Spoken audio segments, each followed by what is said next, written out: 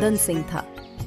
जमींदार के पास धन दौलत की कोई कमी नहीं थी। उसका व्यापार दूर दूर तक फैला हुआ था। उसकी पत्नी सरिता, जमींदार की पत्नी ने कभी भी उस नौकरानी को नौकरानी नहीं समझा, बल्कि अपने घर का सदस्य ही समझा। जमींदार भी बूढ़ी नौकरानी से कोई भी बात नहीं छुपाता था, बल्कि वो अपने दिल की सारी बात अपनी नौकरानी से कर लिया करता था। चंदन बेटा, पिछले कुछ दिनों से तुम बहुत परेशान दिखाई दे रहे हो। आखिर क्या बात है? तुम्हें कोई परेशान करता है क्या? माँ बाप से क्या छुपाना, मेरी शादी को इतने साल हो गए हैं और अभी तक मेरी कोई संतान नहीं हुई है। मेरे पास इतना सारा धन संपत्ति है, इतना बड़ा व्यापार है। अगर मेरी कोई संतान नहीं हुई तो हमारे इस धन और व्यापार का क्या होगा? मेरे बाद इसे कौन संभालेगा? मेरी उम्र भी अब बढ़ रही है। अगर मेरा कोई बेटा होता तो मेरा हर काम संभाल लेता, मेरे हर सुख दुख में मेरा साथ देता और मैं भी चिंता से मुक्त हो जाता। बेटा, मैं तुम्हारी तकलीफ को समझ सकती हूँ, मगर ईश्वर की मर्जी के आगे आज तक किसकी चली है? भगवान के घर देर है, अंधेर नहीं। अगर भगवान ने चाहा तो तुम्हारे गोद में भी एक फूल सा बच्चा खेलेगा। इसी तरह कुछ दिन बीत जाते हैं और फिर एक दिन बूढ़ी अम्मा जमींदार से कहती है, चंदन बेटा, बधाई हो, तुम्हारे लिए एक बहुत बड़ी खुशखबरी है। क्या खुशखबरी है अम्मा? जल्दी बताओ। बेटा, बहुत जल्दी सरिता माँ बनने वाली है।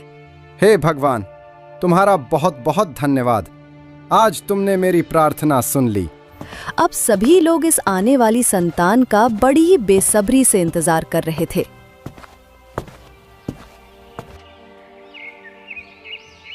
कुछ महीनों के बाद जमींदार की पत्नी ने एक बहुत ही सुंदर लड़की को जन्म दिया, जो देखने में बहुत ही खूबसूरत थी। मगर जैसे ही बच्ची का जन्म हुआ तो जमींदार की पत्नी का देहांत हो गया। पत्नी की मौत ने जमींदार को गहरे दुख में डाल दिया, मानो जैसे कि उसकी जिंदगी में अंधेरा छा गया। तब एक दिन जमींदार सोचता है, लोगों के घर में बेटी पैदा होती है तो वो घर की लक्ष्मी बनती है, लेकिन मेरे घर में तो ये बच्ची मुसीबत बनकर आई है। ये तो मेरे लिए मनहूस है। इस मनहूस बेटी के पैदा होते ही मेरी पत्नी इस दुनिया से चल बसी। अगर इसका जन्म ना हुआ तो आज मेरी पत्नी जिंदा होती। ये मनहूस जन्म लेते ही अपनी माँ को खा गई। अब मैं इस करमजली का चेहरा भी नहीं देखना चाहता। जमींदार अपनी पत्नी से बहुत ही प्यार करता था। उसे अपनी पत्नी की मौत बर्दाश्त नहीं हो पा रही थी। वो अपनी पत्नी की मौत की वजह उस मासूम फूल सी बच्ची को समझ रहा था। इसलिए जमींदार ने उस छोटी सी बच्ची की शक्ल भी नहीं देखी। जमींदार अपनी बेटी से नफरत करने लगा। जमींदार की पत्नी सरिता की मृत्यु के बाद बच्ची को पालने के लिए बूढ़ी अम्मा को सौंप दिया गया। अब बूढ़ी अम्मा ही उस छोटी सी बच्ची की देखभाल करती थी।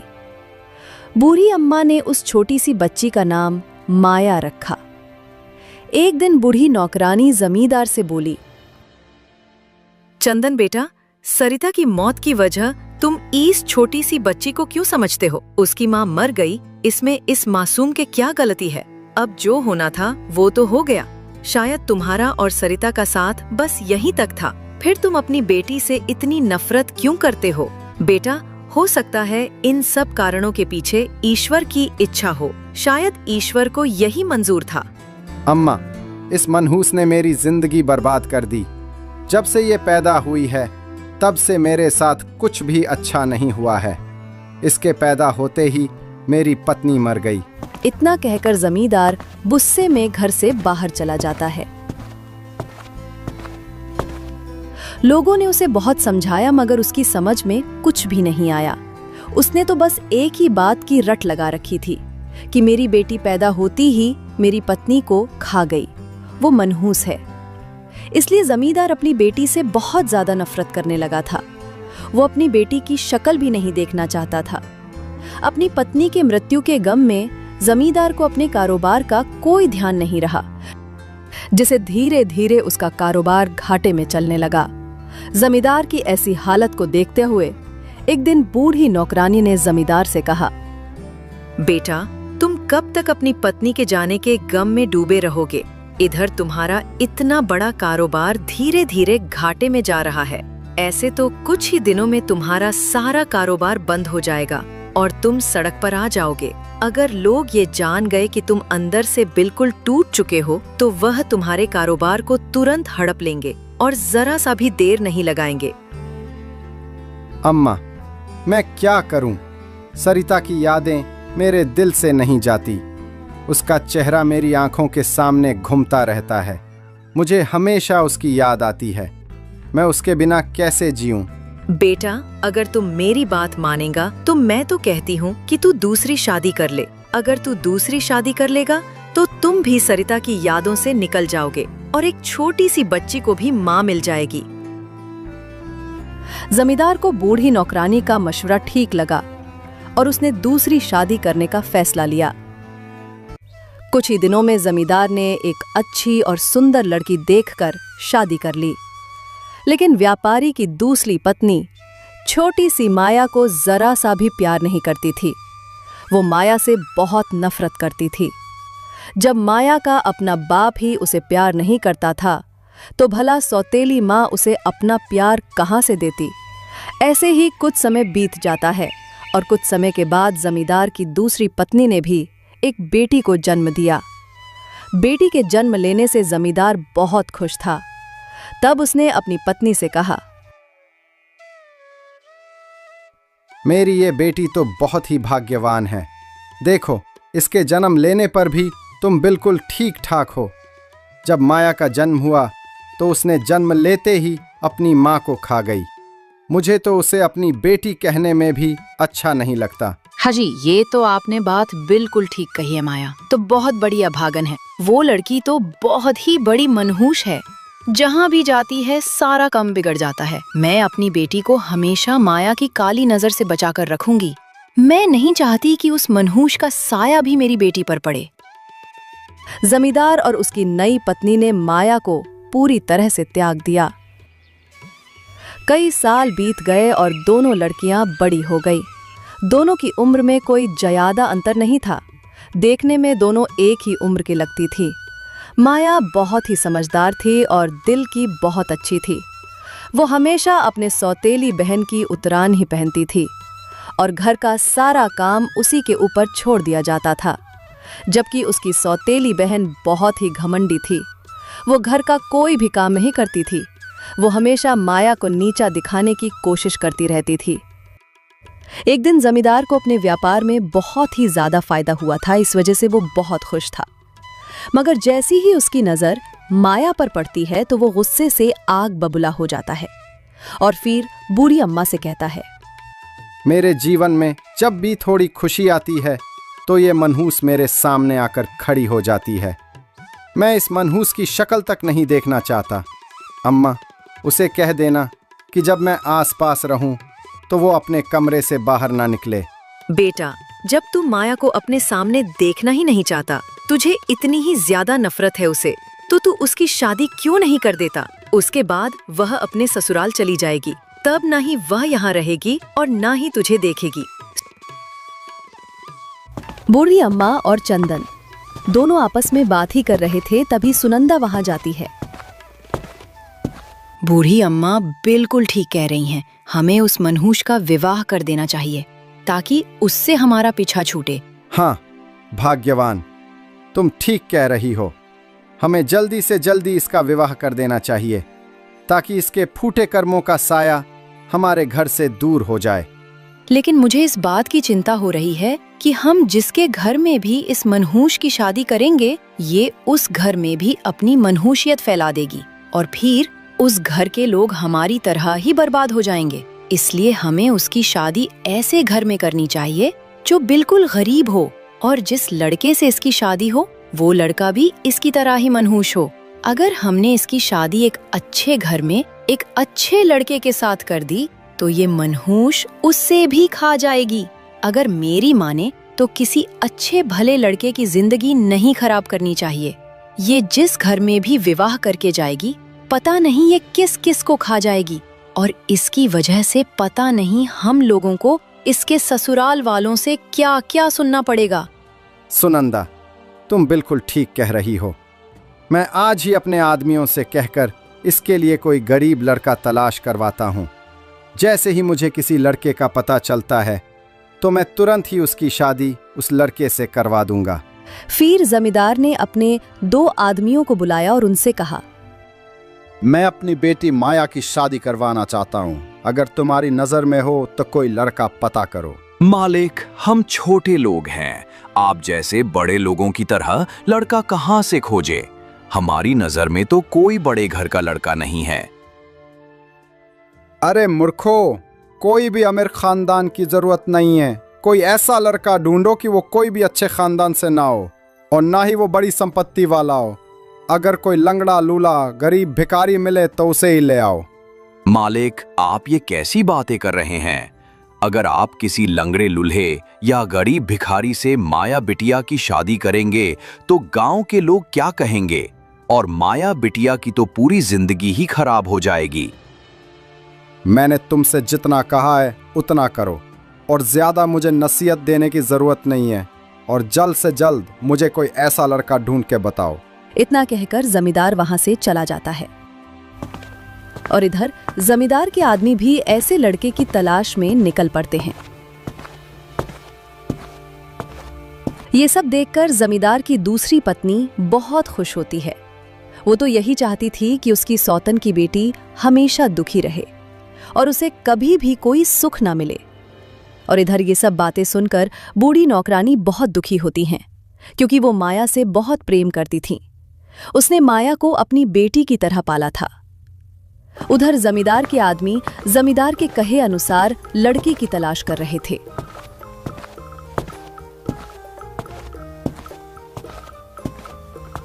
बहुत खोज करने के बाद उन्हें एक बूढ़ा आदमी दिखाई देता है जो अपने जवान बेटे के साथ भीख मांग रहा था। जब शाम को बाप बेटे भीख मांगकर घर जाने लगे तो जमींदार के आदमी भी उसके पीछे चले गए और बुढ़े भिखारी से बोले, बहुत दिन से तुम जैसे गरीब भिखारी की तलाश में थे। आखिरकार हमारी मेहनत सफल रही। अरे भाई, आप लोग क्या कह रहे हैं? मुझे कुछ समझ में नहीं आ रहा है। आप लोग कौन हैं और आखिर आप लोग गरीब भिखारी की तलाश क्यों कर रहे हैं? वो सब तुम छोड़ो, हम तुम्हारे भिखारी बेटे के लिए रिश्ता लेकर आए हैं, अपने मालिक की बेटी का। हमारे मालिक एक बहुत बड़े जमींदार हैं। हम उनकी बेटी माया का रिश्ता तुम्हारे बेटे के लिए लाए हैं। लेकिन बेटा, तुम्हारे मालिक अपनी बेटी की शादी हम जैसे गरीब भिखारी के घर में क्यों करना चाहते हैं? वो सब हम नहीं जानते। बेटा, तुम लोग हम जैसे गरीबों का मजाक क्यों उड़ाते हो? हम तो पहले से ही किस्मत के मारे हुए हैं, ऊपर से आप लोग आ गए हो हमारा मजाक उड़ाने। भला कोई अमीर आदमी हम जैसे गरीब भिखारियों के साथ अपनी बेटी की शादी क्यों करेगा? अरे भाई, हम मजाक नहीं कर रहे हैं, हमारा विश्वास करो, हम बिल्कुल सच कह रहे हैं। बहुत समझाने के बाद भिखारी का परिवार राजी हो जाता है। देखो भाई, मैं अपने बेटे का रिश्ता करने के लिए तैयार हूँ, मगर यह बात याद रहेगी कि हम लोग भिखारी हैं और अपना गुजारा भीख मांग कर करते हैं। हम तुम्हारे मालिक की बेटी को ऐसो आराम की जिंदगी नहीं दे सकते हैं। इसकी चिंता तुम मत करो, अगले हफ्ते हमारे मालिक अपनी बेटी की शादी तुम्हारे बेटे से कर देंगे। इतना कहकर जमींदार के आदमी वहां से चले जाते हैं। उनके जाने के बाद बुढ़े भिखारी की पत्नी अपने बेटे से कहती है, चलो इसी बहाने तुम्हारी शादी तो हो जाएगी और हम जैसे भीख मंगों का रिश्ता एक बड़े घर में जुड़ जाएगा। माँ, मेरी समझ में तो बिल्कुल भी नहीं आ रहा है कि वो इतना बड़ा आदमी है, एक गांव का जमींदार है और अपनी बेटी का रिश्ता हम भिखारियों के साथ करना चाहता है। माँ, मुझे तो इसके पीछे कोई ना कोई बड़ी वजह लगती है। बेटा, मुझे भी ऐसा ही लग रहा है। हो सकता है लड़की अंधिया गूंगी बहरी हो और ये भी हो सकता है कि लड़की लंगड़ी लूली हो। खैर, जो भी हो, अब तो वहां जाने के बाद ही पता चलेगा कि लड़की में आखिर क्या है जो वे लोग हम जैसे भिखारियों के घर रिश्ता जोड़ना चाहते हैं। उधर जमींदार के आदमी खुश होते हुए जमींदार के पास जाते हैं और जमींदार से कहते हैं, मालिक, जिस तरह के लड़के की आपको तलाश थी, तरह का लड़का मिल गया है। उसके परिवार में लड़के के बुढ़े माता पिता हैं। वे लोग भीख मांगकर अपना गुजारा करते हैं। क्या लड़का मिल गया है? तुम दोनों ने तो बहुत अच्छा काम किया है। मुझे तुम दोनों से यही उम्मीद थी। अब मेरा उस मनहूस लड़की से पीछा छूट जाएगा। कुछ ही दिनों में जमींदार अपने बेटी की शादी बहुत ही साधारण तरीके से भिखारी के बेटे से करवा देता है। इतनी धन संपत्ति होने के बावजूद भी जमींदार अपनी बेटी को दहेज में कुछ भी नहीं देता है। जब बुढ़िया अपनी बहू को देखती है तो हैरान रह जाती है। अरे वाह, ये लड़की तो बहुत ही खूबसूरत है। मैंने तो सोचा था कि कोई लंगड़ी लूली होगी। ये तो बहुत ही सुंदर है, बिल्कुल परियों की तरह। जब इनका मेरे घर में रिश्ता आया तो मुझे लगा कि कोई लूली लंगड़ी होगी या गूंगी बहरी होगी, मगर ये तो बिल्कुल राजकुमारी की तरह है। जब माया अपने ससुराल आती है तो अपने ससुराल को देखकर वो बहुत हैरान होती है और अपने मन में सोचती है, आखिर पिताजी ने मुझसे अपनी नफरत कायम रखी और मेरा रिश्ता एक भिखारी से करवा दिया। मेरे पति और मेरे पति का पूरा परिवार तो भीख मांगकर गुजारा करता है। क्या मुझे भी इनके साथ भीख मांगनी पड़ेगी? नहीं, मैं भीख नहीं मांग सकती। हे भगवान, मेरी मदद करो। अभी तक तो माया अपने पिता के महल जैसे घर में रहती थी, मगर अब उसे भिखारी के टूटे फूटे घर में रहना पड़ेगा। मगर वो इसे ईश्वर की मर्जी मानकर स्वीकार कर लेती है और जैसे तैसे अपना जीवन बिताने लगती है। माया जब भी घर में खाना बनाती है तो सबसे पहले अपने सास ससुर और पति को खिलाती, और जो खाना बच जाता वो खुद खा लेती, और अगर कभी खाना नहीं बचता तो पानी पीकर सो जाती। माया का पति भिखारी जरूर था, मगर वो बहुत नेक दिल था और अपनी पत्नी माया से वो बहुत प्रेम करता था। उधर जमींदार की पत्नी जमींदार से कहती है, सुनिए जी, अब हमारी मनहूस बेटी इस घर से चली गई है और उसका मनहूस साया भी यहाँ से चला गया, और अब हमें अपनी छोटी लाडली प्यारी बेटी की शादी के बारे में सोचना चाहिए। उसके लिए ऐसा रिश्ता ढूंढिए कि लड़का राजकुमार से कम ना हो और उसका ऐसा घर हो जहाँ मेरी बेटी ऐसो आराम से जिए और राज करे, उसे दुनिया की सारी खुशियाँ मिले और मेरी बेटी को घर का एक भी काम ना करना पड़े। भाग्यवान, तुम परेशान क्यों होती हो? मुझे सब ध्यान है। मैं अपनी राजकुमारी के लिए बिल्कुल ऐसा ही घर ढूंढ लूंगा जहां मेरी बेटी राजकुमारियों की तरह जीवन बिता सके। उसके बाद जमींदार अपनी छोटी बेटी के लिए रिश्ते की तलाश करना शुरू कर देता है। कुछ दिन तलाश करने के बाद उसे एक बहुत ही अमीर खानदान का पता चलता है और जमींदार अपनी छोटी बेटी की शादी उस अमीर खानदान के लड़के से करा देता है। जमींदार अपने छोटे बेटे को बहुत सारे गहने, रुपए, पैसे और कीमत आभूषण देता है। उधर जमींदार की बड़ी बेटी, जिसे वो मनहूस मानता था, गरीबी में अपना जीवन जैसे तैसे बीता रही थी। वो कभी किसी से कोई शिकायत नहीं करती थी। भिखारी का परिवार ऐसी सीधी सादी बहू को पाकर बहुत खुश था, जबकि जमींदार की छोटी बेटी बहुत बड़े घर में राजकुमारी की तरह अपना जीवन बिता रही थी। एक दिन माया अपने पति से कहती है, सुनो जी, आप दोनों बाप बेटे कब तक भीख मांगकर अपना गुजारा करते रहिएगा? मुझे आपका भीख मांगना बिल्कुल भी अच्छा नहीं लगता है। आप तो अभी नौजवान हैं, तो आप कोई भी काम कर सकते हैं, इसलिए आपको कोई काम करना चाहिए अपना गुजारा करने के लिए। माया, तुम बात तो ठीक कह रही हो, मगर मैंने आज तक कोई भी काम नहीं किया है। बचपन से लेकर आज तक मैंने केवल भीख ही मांगा है और अपना गुजारा किया है, इसलिए मुझ में भीख मांगने के अलावा और कोई हुनर है ही नहीं और ना ही मैं पढ़ा लिखा हूँ। तो फिर भला मैं क्या काम करूँ? अजी, मेहनत करने से सब कुछ आ जाता है। अगर आप कोशिश करेंगे तो आपको कोई ना कोई काम जरूर मिलेगा। उसके बाद भिखारी का बेटा अपने पिता के पास जाकर बूढ़े भिखारी से कहता है, पिताजी, आज से हम दोनों भीख नहीं मांगेंगे। अरे बेटा, ये तू क्या कह रहा है? अगर हम भीख नहीं मांगेंगे तो हमारा परिवार भूखा मर जाएगा। पिताजी, भूखे जिंदा रहे या ना रहे, मगर मैंने सोच लिया है कि आज से हम किसी के सामने हाथ नहीं फैलाएंगे। मैं मेहनत मजदूरी करके अपने घर का गुजारा करूंगा। ठीक है बेटा, जैसे तुझे अच्छा लगे तू वैसा ही कर। मुझे पता है कि भीख मांगने से मना तुझे तेरी पत्नी ने किया है, क्योंकि उसे हमारा भीख मांगना अच्छा नहीं लगता। अगले ही दिन मदन काम की तलाश में निकल जाता है। वो पूरे दिन काम की खोज करता है, मगर उसे कहीं भी काम नहीं मिलता है। ऐसे ही पूरा हफ्ता बीत जाता है और घर में खाने के लिए कुछ भी नहीं बचता है। घर में जो भी थोड़े बहुत पैसे थे जिसे बूढ़े भिखारी और उसके बेटे ने मिलकर जमा किए थे, वो भी अब खत्म हो चुके थे। ये देखकर भिखारी की पत्नी माया से कहती है, माया बेटा, घर में अन्न का एक दाना तक नहीं है और हमारे बचाए हुए पैसे भी खत्म हो चुके हैं। इसीलिए तू मदन को समझा कि अब वो काम करने की जिद छोड़ दे और कल से भीख मांगना शुरू कर दे। अगर उसने ऐसा नहीं किया तो हम तो भूखे ही मर जाएंगे। बुढ़िया की बात सुनकर माया ने उसे एक सोने का हार दिया और उसे कहा, माँ जी, ये हार मेरी माँ की आखिरी निशानी है। इस हार को मैंने बरसों से संभाल कर रखा है। आप एक काम कीजिए, इस हार को बेच दीजिए और इसे बेचकर जो भी पैसे मिलेंगे हम उससे कोई नया काम धंधा शुरू करेंगे। दोनों आपस में बातें ही कर रहे थे, तभी मदन वहां आ जाता है।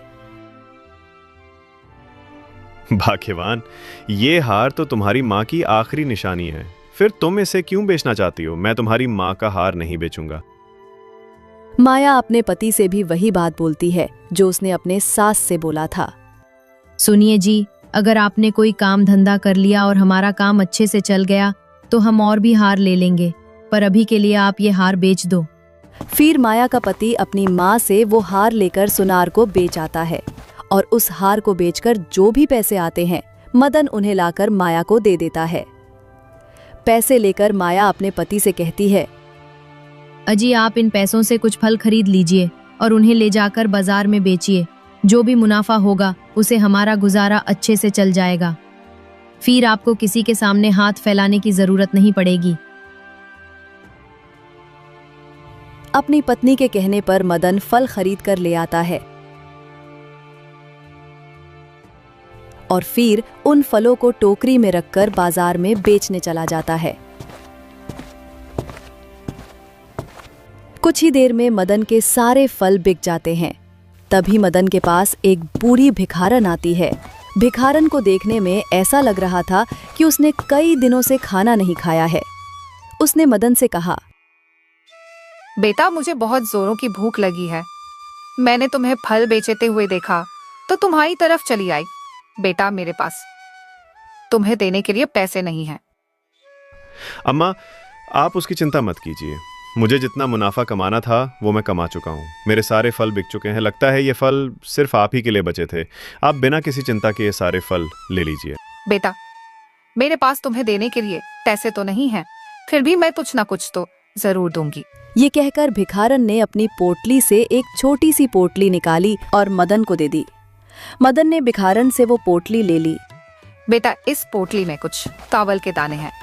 इस समय तो मेरे पास सिर्फ यही है। उसके बाद भिखारन ने मदन को आशीर्वाद दिया और आगे चले गई। उसके बाद मदन भी अपने घर चला गया। घर पहुंचते ही मदन की माँ ने अपने बेटे से पूछा, बेटा, फल बिके या नहीं? माँ, भगवान के आशीर्वाद से सारे फल बिक गए। बेटा, ये तो बहुत अच्छी बात है।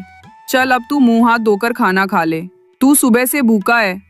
खाना खाने के बाद मदन कमाए हुए पैसे अपनी पत्नी को दे देता है और फिर अपनी पत्नी से कहता है, माया, आज तो मेरा बहुत अच्छा मुनाफा हो गया और मेरे सारे फल भी बिक गए। माया, आज मेरे पास एक बूढ़ी अम्मा मुझसे कुछ फल मांग रही थी और उनके पास पैसे नहीं थे, इसलिए मैंने उन्हें ऐसे ही फल दे दिया। उसके बदले बूढ़ी अम्मा ने मुझे ये पोटली दी थी। वाह कह रही थी कि इसमें कुछ चावल के दाने हैं। मदन की बात सुनकर माया ने कहा, अजी, आपने अच्छा किया। हमें किसी भूखे को अपने दरवाजे से नहीं जाने देना चाहिए। अब वो पोटली मुझे दे दीजिए, मैं शाम को खाना बनाते समय उसका इस्तेमाल कर दूंगी।